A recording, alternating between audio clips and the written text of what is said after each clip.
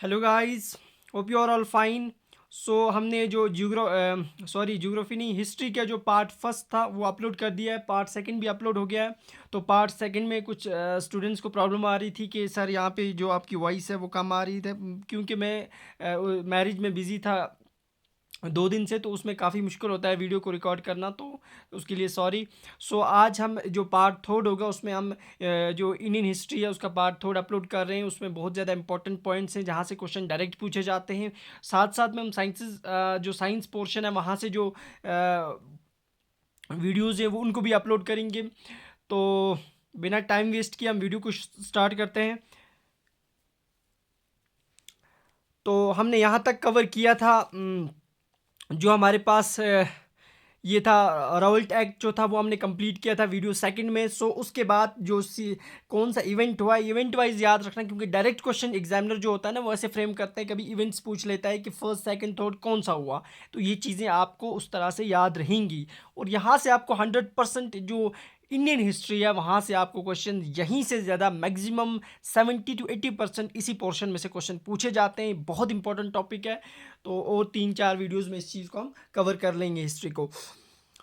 सो जलियांवाला बाग जो मैस्करे हुआ 13 अप्रैल 1919, पहले इसकी डेट याद रखना। डायरेक्ट डेट पूछी जाती है, बहुत इंपॉर्टेंट है। देखो उस दिन क्या हुआ।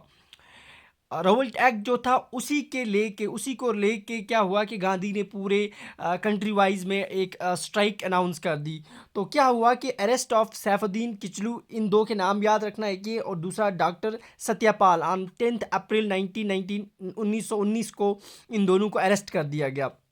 अंडर राउल्ट एक्ट जो था उसके कनेक्शन में इन दोनों को पकड़ लिया गया, अरेस्ट कर लिया गया with Satyagraha cause serious unrest in the Punjab. और पंजाब के अंदर बहुत ज़्यादा हालात ख़राब हो गए। एक पब्लिक मीटिंग जो थी वो 13 अप्रैल 1919 को एक पार्क थी अमृतसर में, वहाँ पे ऑर्गेनाइज की गई, जहाँ पे जिसे जलियांवाला बाग इन अमृतसर बोलते हैं, वहाँ पे एक पब्लिक मीटिंग ऑर्गेनाइज की गई with the thousands of the peoples were assembly, जहाँ हज़ारों की तादाद में लोग जमा हुए थे उस दिन।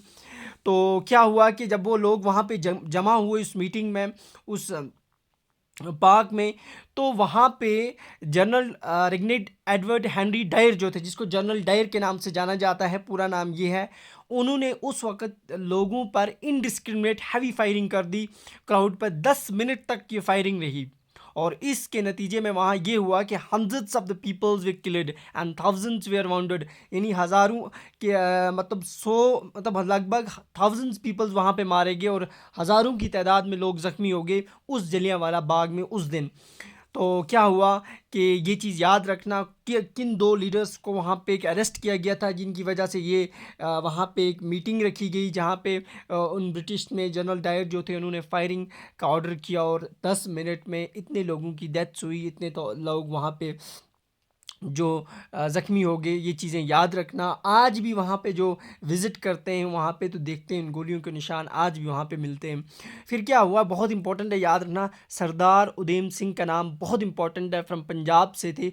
इन्होंने फिर जो डायर था जनरल डायर, तो इनको वहाँ पे 1940 में लंदन में मार दिया था। किसने? सरदार उधम सिंह। बहुत इंपॉर्टेंट है, डायरेक्ट पूछते हैं, ये चीज़ याद रखना। तो ये था जलियांवाला बाग मैस्करे क्या हुआ। उसके बाद कंटिन्यू करते हैं हम। फिर याद रखना जो रिवोल्ट एक्ट जो था हमने पढ़ा था पीछे, इस जलियांवाला बाग से पहले जो इंसिडेंट हुआ, ये इवेंट हुआ, तो उसको रिपील कर दिया गया। लॉर्ड रीडिंग जो थे इन द ईयर 1922 में, जब लॉर्ड रीडिंग थे उन्होंने इस लॉ को ख़त्म किया। ये चीज़ याद रखना, किसने किया, डायरेक्ट पूछते हैं, उस वक्त पॉइंट छूटा है, ये चीज़ याद रखना। तो कुछ सत्याग्रह हैं वो याद रख लेना इस इवेंट से पहले जो हुई, ये इंपॉर्टेंट है, बहुत ज़्यादा डायरेक्ट क्वेश्चन पूछता है यहाँ से।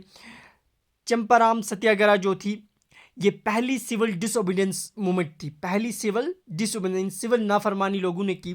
देखो इसमें क्या हुआ, related to the problem of indigo planters in the Champaran district Bihar. Bihar के अंदर एक चंपारण डिस्ट्रिक्ट है, वहाँ पे ये चीज़ हुई कि वहाँ पे लोग इंडिगो जो एक इंक होती है हमारे पास, उसकी कल्टीवेशन करते हैं उसके प्लांट्स को, तो वहाँ पे ब्रिटिश ने ये कहा कि आप इन प्लांट्स को उगाओ अपनी ज़मीनों पे, लेकिन जो रेट्स हम डिसाइड करेंगे आपको उसी रेट पे बेचना पड़ेगा, चाहे वो कम रेट्स हों क्या हो। वहाँ से उन ज़मीनों के लैंडलॉर्ड्स को उनको रेंट देना होता था, तो वो रेंट्स बहुत ज़्यादा थे, इतनी वहाँ से उनको इनकम नहीं मिलती थी जितना उन्होंने वहाँ पे वो प्राइसेस फिक्स कर दी। तो उसके खिलाफ लोगों ने क्या की, पहली सिविल डिसओबीडेंस मूवमेंट लॉन्च की।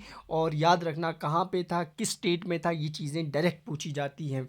उसके बाद इंपॉर्टेंट है अहमदाबाद मिल स्ट्राइक, जिसे फर्स्ट हंगर स्ट्राइक कहा जाता है। डायरेक्ट क्वेश्चन पूछते हैं, 1980 में ये चीज़ हुई और ये अहमदाबाद में एक कॉटन मिल है। तो वहाँ पे क्या हुआ, वहाँ पे जो ब्रिटिश थे उन्होंने क्या कर दिया, वहाँ पे गांधी ने कहा कि वर्कर्स को कि आप स्ट्राइक पे चले जाओ और डिमांड करो 35% इंक्रीज़ इन द वेजेस, कि उनकी तनख्वाहों में 35% इजाफा होना चाहिए। इस चीज़ की डिमांड की वहाँ पे गांधी ने जो अपने वर्कर्स थे उनको बोला, लेकिन ब्रिटिश इस चीज़ को मान नहीं रहे, वो कम दे रहे थे। तो उसके खिलाफ पहली हंगर स्ट्राइक अहमदाबाद में हुई, वो कॉटन मिल में। बहुत इंपॉर्टेंट डायरेक्ट क्वेश्चन पूछते हैं यहाँ से। उसके बाद एक और है कीड़ा सत्याग्रह, ये भी 1918 में हुई, पहली नॉन कॉपरेशन मूवमेंट थी। ये चीज़ें डायरेक्ट पूछी जाती हैं। फर्स्ट नॉन कॉपरेशन जो थी वो कीड़ा सत्याग्रह।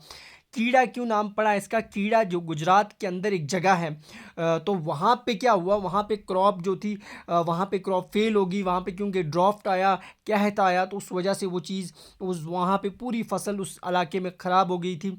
तो गवर्नमेंट ने कहा कि हम आपको रिमिशन रियायत वगैरह नहीं देंगे, कोई रिमिशन नहीं देंगे, जिसकी वजह से लोगों में काफ़ी गुस्सा उठा। उन्होंने कहा कि हम नॉन कोऑपरेट करेंगे गवर्नमेंट के साथ। तो ये याद रखना, ये कीड़ा डिस्ट्रिक्ट में हुआ, क्यों हुआ, ये चीज़ें याद रखना, डायरेक्ट क्वेश्चन पूछते हैं। उसके बाद हम देखेंगे खिलाफत मूवमेंट 1919 से लेकर 22 तक ये मूवमेंट चली, बहुत इंपॉर्टेंट थी। बहुत ज़्यादा क्वेश्चन यहाँ से डायरेक्ट एग्जामिनर पूछता है। देखो खिलाफत मूवमेंट जो थी, खलीफा of the Turki was looked upon by the Muslim in their religious head, यानी जो खलीफाज हुआ करते थे उस वक्त तुर्की के, उन्हें पूरी दुनिया के मुस्लिम्स जो थे वो एज इन हेड मानते थे। तो वर्ल्ड वार फर्स्ट में क्या हुआ, during the world war first with safety in the welfare of the Turki was threatened by the British, क्योंकि उस वक्त तुर्की की जो वेलफेयर थी वो काफ़ी ज़्यादा वो ख़तरे में थी ड्यू टू ब्रिटिश की वजह से। तो उस वक्त की जो खलीफा पोजीशन थी वो काफ़ी ज़्यादा कमज़ोर हो चुकी थी। उसकी वजह से क्या हुआ, जो इंडिया के अंदर जो मुस्लिम्स थे उनमें काफ़ी गुस्सा उठा ब्रिटिश के ख़िलाफ़ कि आपने ऐसी चीज़ें कर रहे हो आप तुर्की में जो मुस्लिम्स हैं उनके साथ। तो उसकी उस गुस्से को यहाँ पे भी एक वो मूवमेंट उठी और Indian Muslims adopted N aggressive anti British attitude, वो काफ़ी ज़्यादा गुस्सा हुए ब्रिटिश की पॉलिसीज़ से। तो ऑल इंडिया खिलाफत कमेटी जो थी वो पहले इस्टेब्लिश हुई, मोहम्मद अली एंड शौकत अली दोनों के नाम याद रखना बहुत इंपॉर्टेंट, इन्होंने बनाई 1919 में। बहुत ज़्यादा डायरेक्ट पूछते हैं ये क्वेश्चन। और गांधी को उस वक्त Gandhi ji was elected as the first president of the this committee, और इस कमेटी के पहले प्रेजिडेंट उस वक्त अनाउंस कर दिए गए। और इस कमेटी जो ये हमारे पास खिलाफत मूवमेंट थी, इन्होंने डिसाइड किया बाइकॉट करो ब्रिटिश गुड्स को, यानी ब्रिटिश गुड्स को बिल्कुल यूज़ मत करो and not to cooperate with them, और इनके साथ कोई भी कोऑपरेशन मत करो। ये चीज़ हुई उस खिलाफत मूवमेंट में। खिलाफत मूवमेंट जो थी फॉर्मली याद रखना कब लॉन्च की गई, 31 अगस्त 1920 को फॉर्मली लॉन्च की गई। डायरेक्ट क्वेश्चन पूछता है, ये चीज़ें डायरेक्ट पूछी जाती हैं, ये चीज़ें याद रखना। यहाँ से एग्जामिनर आपको क्वेश्चन पूछेगा, चाहे कोई भी एग्ज़ाम्स हो, चाहे फाका हो, स्टॉक असिस्टेंट का हो, फॉर्म फार्मेसी जो ये है वेटरनरी असिस्टेंट का है, ये यहाँ पे डायरेक्ट क्वेश्चन पूछे जाते हैं। उसके बाद क्या हुआ, उसके बाद नॉन कोऑपरेशन मूवमेंट शुरू हुई 1920 से 22 तक। ये क्या थी, गांधी ने इस मूवमेंट को स्टार्ट किया ऑन 1 अगस्त 1920 को। बहुत इंपॉर्टेंट डेट याद रखना। देखो इसके फ्यूचर्स क्या थे, इसके ये फ्यूचर्स थे। उन्होंने कहा कि government schools, college, laws, courts, legislative council, इन चीज़ों को बिल्कुल बाइकआउट कर दो ब्रिटिश की। बाइकआउट द फॉरेन क्लोथ, जो बाहर से कपड़ा आता है ब्रिटिश का आता है, उसको बिल्कुल क्या करो, बाइकआउट करो, अपना कपड़ा बनाओ। Return of awards title given the British, जो भी ब्रिटिश इंस्टीट्यूशंस ने यहाँ के इंडियंस को जो अवार्ड्स दिए थे, टाइटल्स दिए थे, वो चीज़ें आप उनको वापस कर दो, रिटर्न कर दो। ये चीज़ें हुई, इस फीचर थे इस नॉन कोऑपरेशन के। To attain the self government through the extra constitutional means of mass struggle. आप पूरी एक मॉस स्ट्रगल शुरू करो ताकि हमें इससे पूरी तरह से कंप्लीट इंडिपेंडेंस मिले ब्रिटिश से। ये चीज़ें हुई नॉन कॉपरेशन मूवमेंट में। तो उसके बाद क्या हुआ, अब जब ये नॉन कॉपरेशन मूवमेंट तो शुरू हुई, लेकिन फिर इस मूवमेंट का नतीजा क्या हुआ कि ब्रिटिश ने क्या एक्शन लिया।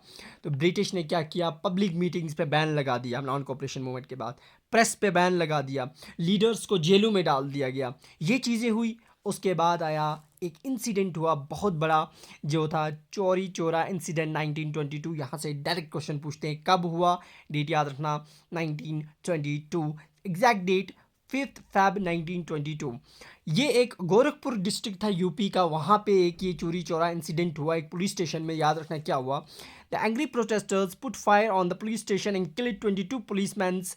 उस वक्त के जो प्रोटेस्टर्स थे उन्होंने एक पुलिस स्टेशन, एक थाने पे आग लगा दी और उन्हें जला दिया। उसमें 22 पुलिसमैन्स जो थे वो जल के वहाँ पे उनकी डेथ हो गई। तो Gandhi shocked by this incident से काफ़ी ज़्यादा गांधी क्या हुए, शॉक्ड हुए।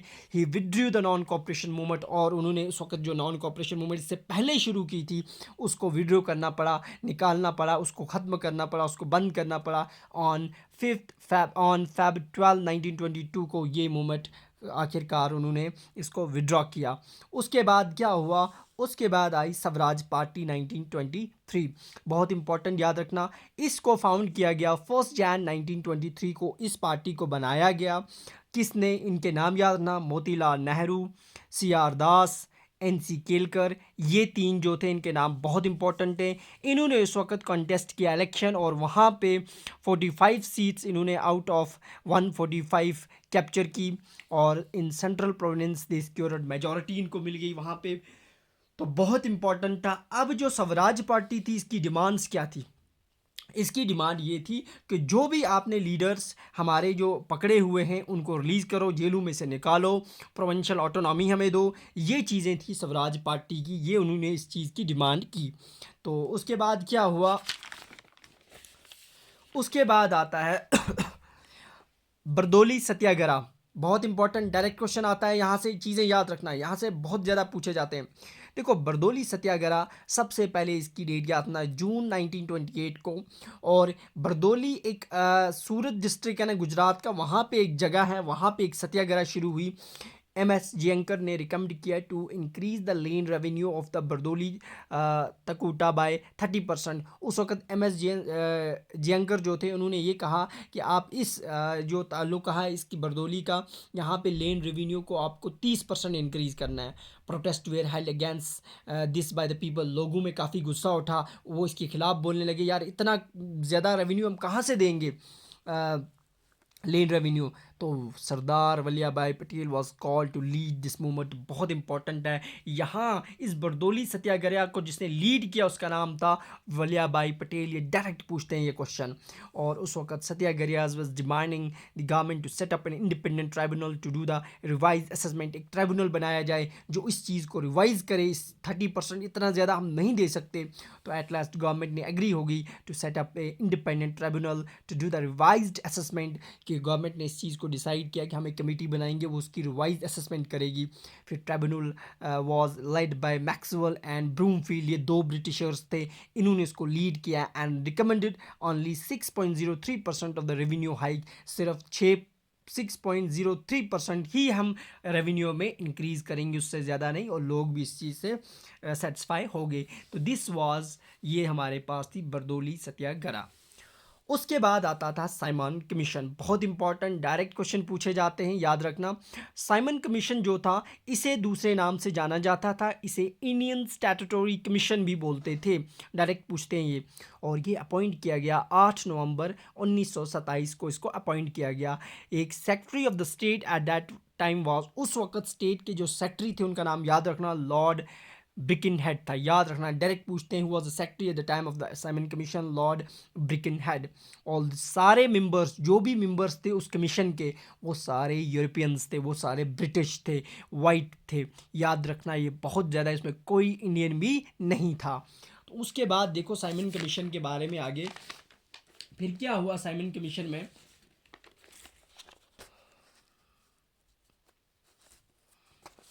उसके बाद हाँ, कांग्रेस सेशन एट मद्रास में उस वक्त कांग्रेस का सेशन हुआ दिसंबर 1927। मीटिंग अंडर द प्रेसिडेंसी, उस वक्त प्रेसिडेंट जो थे एम ए अंसारी थे, याद रखना।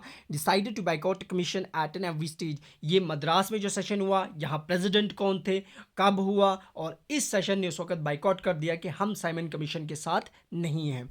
कमीशन लैंडेड ऑन बम्बे, और ये बम्बई में लैंड हुआ उस वक्त। जब आज तो मुंबई बोलते हैं, बम्बे उस वक्त बोलते थे। ऑन 3 Feb 1928, याद रखना है इंडिया में कब लैंड किया गया ये, 3 Feb 1928। बना कब, ये डेटें बहुत इंपॉर्टेंट है, डायरेक्ट एग्जामिनर पूछता। 8 नवंबर 1927 को इसको अपॉइंट किया गया, इंडिया में लैंड किया 3 Feb 1928।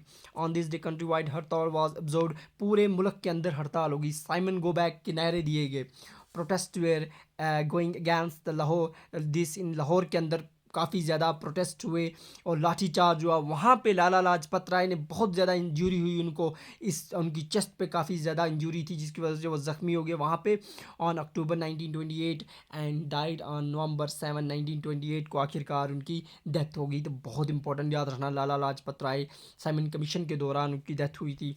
फिर भगत सिंह का नाम सुना होगा, बहुत बड़े इंपॉर्टेंट फ्रीडम फाइटर थे। Kill the Saunders in December 1928 who killed, जिसने लाला लाजपत को उस वक्त ज़ख्मी किया था, मारा था, उस कातिल का नाम था सौंदर। उसको बाद में भगत सिंह ने मार दिया। 1928 में उसका बदला ले लिया गया। उसके बाद क्या हुआ, उसके बाद नेहरू कमेटी आई 1928। ये कमेटी क्या थी, इसके चेयरमैन कौन थे, डायरेक्ट क्वेश्चन पूछते हैं। देखो, चेयरमैन इसके मोतीलाल नेहरू थे। नेहरू तो याद रखना। चीफ आर्किटेक्चर, इसको डिज़ाइन करने वाले मोतीलाल नेहरू, तेज बहादुर सिप्रू, इन दोनों ने इसको डिज़ाइन किया। और इसका एम क्या था, टू ड्राफ्ट कॉन्स्टिट्यूशन, के कॉन्स्टिट्यूशन कैसे ड्राफ्ट किया, ये इसका एम था। ये 3 चीज़ें याद रखना डायरेक्ट। अब इनकी रिकमेंडेशंस क्या थी इस कमेटी की। Dominance status on the lines of the self governing dominance होनी चाहिए, डोमिनेंस स्टेटस मिलना चाहिए, लेकिन सेल्फ गवर्निंग, हम अपनी खुद गवर्नमेंट बनाएंगे, ये चीज़। सेपरेट इलेक्टोरेट्स, कहा जब मुस्लिम्स को इलेक्टोरेट्स मिले थे कि मुस्लिम for the votes for the Muslims, वो चीज़ें ख़त्म होनी चाहिए। लैंग्विस्टिक प्रोवेनेंस, लैंग्वेज बेसिस पे प्रोवेनेंस नहीं बनने चाहिए। 19 फंडामेंटल राइट्स यहाँ पे बोले गए। प्रोविंशियल काउंसिल की टर्म 5 साल होनी चाहिए। Complete dissociation of the state from the religion, यानी रिलीजन के साथ कोई ताल्लुक नहीं चाहिए, ताल्लुक नहीं होना चाहिए। एक कंप्लीट डिसोसिएशन होनी चाहिए स्टेट की विदाउट रिलीजन। ये चीज़ें थी, ये डिमांड्स थी, ये रिकमेंडेशंस थी नेहरू कमेटी की। उसके बाद जिन्ना जो थे लीडर ऑफ द मुस्लिम थे उस वक्त, मुस्लिम लीग के, उन्होंने नेहरू रिपोर्ट को रिजेक्ट कर दिया गया, याद रखना, बहुत इंपॉर्टेंट है। उसके बाद जिन्ना ने क्या किया, उन्होंने अपनी एक लिस्ट ऑफ डिमांड्स दी, जिसको हम 14 पॉइंट्स ऑफ जिन्ना बोलते हैं, वो देखेंगे क्या थे। उसके बाद लाहौर सेशन, जो कि बहुत इंपॉर्टेंट, बहुत बार क्वेश्चन पूछे गए, दिसंबर 1929, और इसको प्रिजाइड कर रहे थे, इसके प्रेसिडेंट थे लाहौर सेशन के Jawaharlal Nehru. Indian National Congress ने पास किया resolution declaring the Purna Swaraj complete independence to be the goal of the national movement. इस लाहौर सेशन में कहा कि कंप्लीट इंडिपेंडेंस ही हमारा गोल हो गया, पुराना स्वराज ही हमारा गोल होगा। और 26 जैन 1930 की बात है जब पहला इंडिपेंडेंस डे फिक्स्ड किया गया। तो डायरेक्ट क्वेश्चन पूछते हैं, first independence day was fixed on 26 Jain 1930, triple star में रखना। उसके बाद 31 दिसंबर 1929 को हमारा जो newly adopted try colour flag था, वो पहली बार रिवर रवि के किनारे होस्ट किया गया। पूछ सकते हैं किस रिवर के किनारे, कब किया गया, डेट याद रखना। उसके बाद सिविल डिसओबीडियंस मूवमेंट शुरू हुई, सिविल नाफरमानी, जिसे हम साल्ट सत्याग्रह के नाम से भी जानते हैं। और तीसरा उसका नाम है डांडी मार्च। बहुत बार यहाँ से क्वेश्चन पूछेंगे, देखो क्या है। 12 मार्च 1930 को Gandhi along is 78 for Gandhi और उसके साथ अपने 78 फॉलोअर्स जो थे वो साबरमती आश्रम के, वो उन्होंने मार्च किया from headquarters in Ahmedabad. On reaching the Dandi, जब वो डांडी पहुंचे तो उन्होंने वहाँ पे 60 लाख को ब्रेक किया। देखो क्या हुआ, डिस्टेंस कितनी थी, वो 390 किलोमीटर उन्होंने चले, वो यानी उनको 26 दिन लग गए। 12 मार्च को वो चले थे और 6 अप्रैल को जाके वो पहुँचे। देखो 12 मार्च को वो चले और बाद में जाके वो 6 अप्रैल को डांडी पहुँचे। तो डांडी मार्च को ही दूसरे नाम से जाना जाता है वाइट फ्लोइंग रिवर। बहुत बार ये क्वेश्चन, क्योंकि उस वक्त सभी लोग जो थे उन्होंने वाइट धोती वगैरह पहनी थी, इसीलिए वाइट फ्लोइंग रिवर के नाम से जाना जाता है। 6 अप्रैल 1930 को जाके वो डांडी पहुंचे और गांधी ने वहाँ पे 60 ला ब्रेक कर दिया, क्योंकि ब्रिटिश ने बैन कर दिया गया था, कोई 60 नहीं बनाएगा। तो उसके बाद इस सिविल डिसोबीडियंस के क्या फीचर्स थे। ये नॉन वायलेंस थी, इसमें कोई हथियार, किसी चीज़, कोई पिटाई, कुछ चीज़ का यूज़ नहीं था, बिल्कुल पीसफुल थी। नो टू पे लैंड टैक्स, उन्होंने कहा हम लैंड टैक्स नहीं पे करेंगे इसमें। बाइकआउट, सारी गवर्नमेंट ऑर्गेनाइजेशंस को बाइकआउट करेंगे। Peaceful picketing of shops that sold foreign goods, जो भी दुकानदार जो होंगे जो फॉरेन गुड्स बेचते हैं उनके सामने हम प्रोटेस्ट करेंगे। मास स्ट्राइक हुई, ये चीज़ें हुई इस सिविल डिसोबीडियंस मूवमेंट में। और उस वक्त बहुत बार ये क्वेश्चन पूछा गया, who was the viceroy at that time. Lord Irwin जो थे 1926 से 1931 तक लॉर्ड एरविन जो थे विसोरी थे। बहुत इंपॉर्टेंट है, याद रखना। Gandhi and Nehru were arrested, दोनों को इस मूवमेंट के लिए क्या कर दिया गया, अरेस्ट कर दिया गया, ताकि इस मूवमेंट को सप्रेस कर दिया जाए, दबा दिया जाए, लेकिन ऐसा नहीं हुआ। तो अब देखते हैं उसके बाद हम नेक्स्ट वीडियो जो होगा उसमें हम first round table conference, second round, third, तो इस तरह से करते करते हम इस हिस्ट्री को, मॉडर्न हिस्ट्री को कवर कर देंगे। विद इन 2 और 3 वीडियोज़ और होंगे इसके आएंगे। तो बहुत इंपॉर्टेंट है, यहाँ से आपको क्वेश्चन बनते हैं, तो वीडियो भी ज़्यादा लंबी हो जाएगी। सो आज इस वीडियो को यहीं पे हम कंप्लीट करते हैं। तो जो भी इस चैनल पे पहली बार इस चैनल को देख रहे हैं वो इस चैनल को सब्सक्राइब कर लें, ताकि आपको कोई भी नया वीडियो अपलोड होगा उसकी नोटिफिकेशन आपको मिल जाएगी। और इसकी पीडीएफ जो होगी, जब जो ही हमारा टॉपिक कंप्लीट हो जाएगा हिस्ट्री, तो उसकी पीडीएफ आपको टेलीग्राम चैनल पे मिल जाएगी। तो उसके बाद साथ साथ में हम दूसरे सब्जेक्ट्स जो हैं वो भी कवर करेंगे। बायोडाइवर्सिटी एंड क्लाइमेट जो होगा वो उस पोर्शन है, उसकी भी हम 5-6 वीडियोस लाएंगे, ताकि आपको एक क्वालिटी कंटेंट मिले। तो बाकी मिलते हैं कल। ओके, अल्लाह हाफिज़, थैंक यू।